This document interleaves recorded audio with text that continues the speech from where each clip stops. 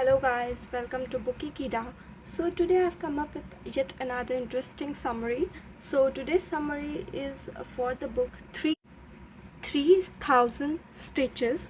So I'm not giving you a summary of the full book, but it's a sub story in there which is known as Cattle Class.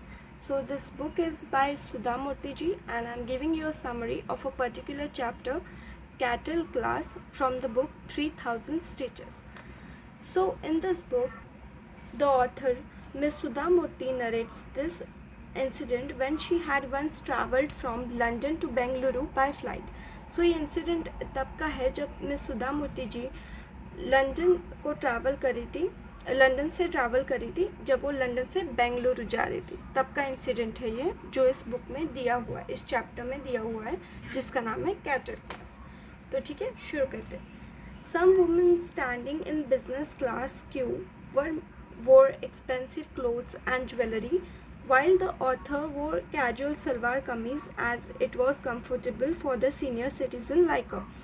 कुछ लोग बहुत ऐसे expensive jewellery clothes ऐसे show off करने के लिए पहने हुए थे, बट हमारी ऑथर ने कैजुअल सलवार कमीज पहना हुआ था, जैसे वो एक सीनियर सिटीजन है तो उनके लिए वो कंफर्टेबल था.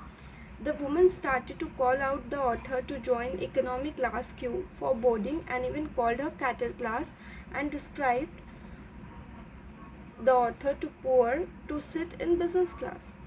So वो लोगों ने क्या किया, उनका ड्रेसिंग स्टाइल देखा ऑथर का और उन्होंने उन्हें कहा कि अरे आप तो गलत क्यू में खड़े हो, ये तो बिज़नेस क्लास की क्यू है, आपको तो इकोनॉमिक क्लास की क्यू में खड़ा होना चाहिए. क्योंकि उन्हें लगा कि ऑथर के पास उतना पैसा नहीं होगा कि वो बिज़नेस क्लास अफोर्ड कर सकते हैं. उन्होंने इवन उनको ऐसे बोला कि अरे ये तो कैटल क्लास से आई है. कैटल क्लास मतलब कैटल इज़ वॉट, भेड़ बकरी जो होते हैं, तो वो क्लास से आई है, मतलब पुअर क्लास से आई है, ऐसे उनको लगा. तो उनको लगा कि वो बिज़नेस क्लास में बैठने के लायक नहीं है. कौन? अपनी ऑथर सुधा मूर्ति जी. तो the author was too poor to sit, ऐसे उनको लगा. All this happen as the author look like she could not afford such money. क्योंकि ऑथर का ड्रेसिंग एकदम सिंपल था, बिल्कुल ऐसे लग्जूरियस नहीं था, तो इसलिए उनको लगा कि अरे ये तो अफोर्ड नहीं कर पा रहे होंगे. At the end the author showed her boarding pass to attendant and was on board on business class seat. थोड़ी देर बाद जब वो लाइन ख़त्म हुई, ऑथर ने अपना बोर्डिंग पास दिखाया और वो अपने बिजनेस क्लास की सीट पे जाके बैठ गई. She went to those womens and asked them. वो उन वुमेंस के पास गई जो भी बिजनेस क्लास में बैठी थी और उनको बोला, on which basis you were judging me, आप कौन से बेसिस में मुझे जज कर रहे थे, है ना. और and gave them an example of rich women who stayed on common side of appearance. For example mother Teresa, Manjula Bhargava. उन्होंने उनको कहा कि आपने कौन से बेसिस पर मुझे जज किया कि मैं पुअर हूँ, जबकि मेरे पास उतना पैसा है डेफिनेटली, राइट. और उन्होंने उनको एग्जाम्पल भी दिया कुछ वुमेन का, जैसे कि मदर टेरेसा है, मंजुला भार्गवा है, जिन्होंने रिच होने के बावजूद भी अपना अपीयरेंस एकदम पुअर रखा. गांधी जी है, जिनके पास पैसे थे लग्जूरियस कपड़े पहनने के, बट उन्होंने चूज़ किया कि नहीं, वो एक सिंपल क्लॉथ यूज़ करेंगे. क्यों? क्योंकि उनको अपना अपीयरेंस एकदम नॉर्मल रखना था. For this great personalities luxury did not matter. ये लोगों के लिए भी लग्जरी मैटर नहीं करती थी. Same for Sudha ji. The author also mentions one incident in Bengaluru where one man heard author speaking Kannada and thought that she was unable to understand English. एक ऐसा ही और इंसिडेंट ऑथर बताती है जहाँ पे एक आदमी ने उन्हें कन्नडा में बात करते हुए सुना इन बेंगलुरु, और उन्हें लगा कि अरे इनको तो इंग्लिश आती ही नहीं होगी, इसलिए ये कन्नडा में बात कर रहे हैं. On this, the author told him she was comfortable in native language first. If someone does not understand that, then only she will speak English. Then she snapped out of her thoughts. इस incident में author हमें बताती है कि उस आदमी को जैसे लगा कि वो इंग्लिश में बात नहीं कर पाती, तो उसमें ऑथर ने उन्हें बताया कि वो कंफर्टेबल है अपनी नेटिव लैंग्वेज में, और अगर किसी को उनकी नेटिव लैंग्वेज नहीं आती है, जो कि कन्नडा है, तो ही वो उस इंसान से इंग्लिश में बात करेगी. बट अगर उसको कन्नडा आ रही है तो वो उससे इंग्लिश में क्यों बात करे, क्योंकि उनकी नेटिव लैंग्वेज ही उनकी इम्पॉर्टेंट लैंग्वेज है उनके हिसाब से.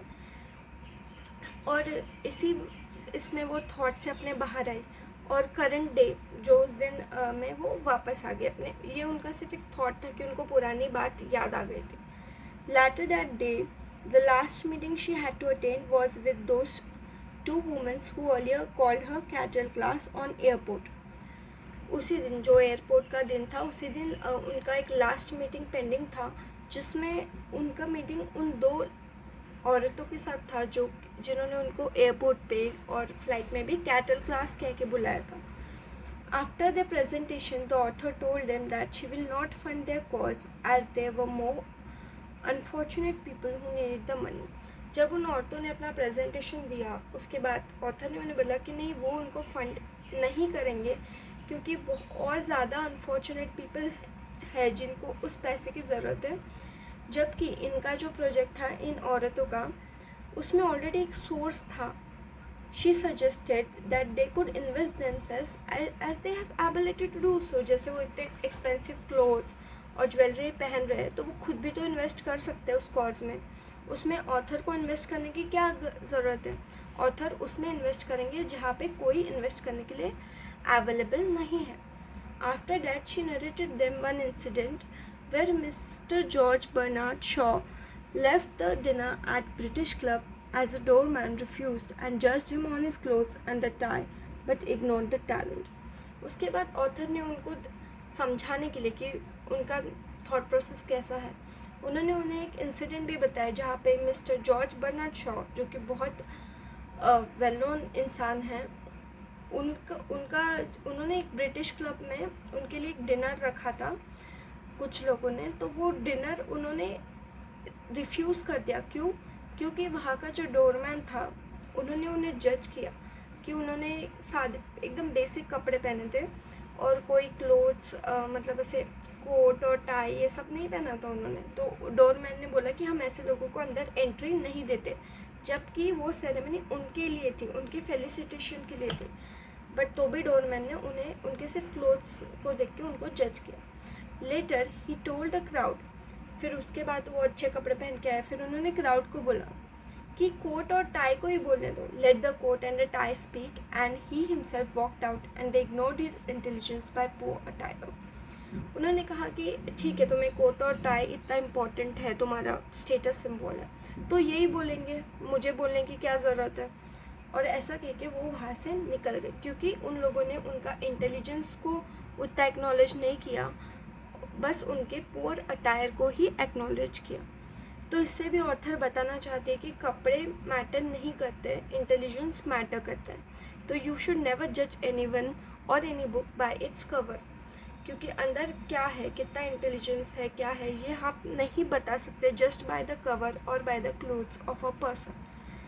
By telling this the author got up and dismiss the meeting. ये स्टोरी बता के ऑथर वहाँ से चली गई.